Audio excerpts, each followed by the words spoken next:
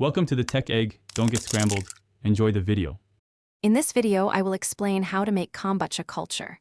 Boil water, steep tea, dissolve sugar, then cool the tea to room temperature before adding the SCOBY and starter liquid.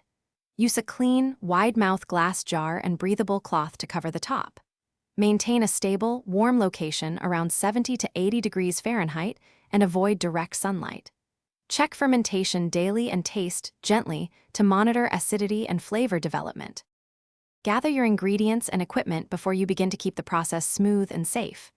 Use plain black or green tea, 1 cup sugar per gallon, 1 SCOBY, and 1 to 2 cups starter liquid from a previous batch or store-bought raw kombucha.